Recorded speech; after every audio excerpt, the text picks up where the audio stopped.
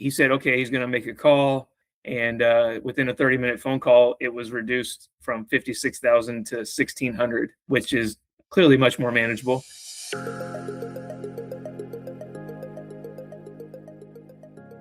I'm the owner of Full Torque Fitness, a personal training studio that has 4 locations in Largo, Florida, where we focus on training golfers.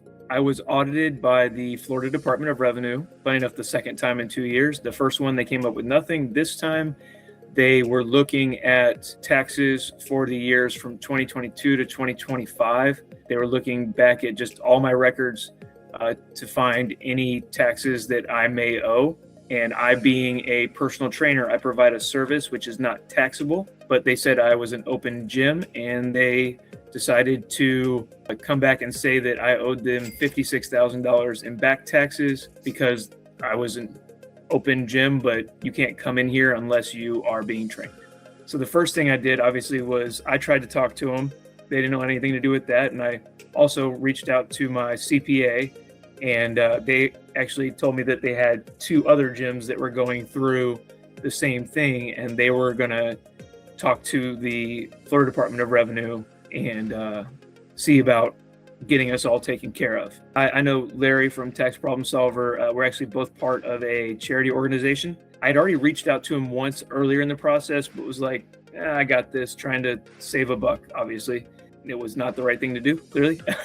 So I reached out to him again. He said, okay, he's going to make a call.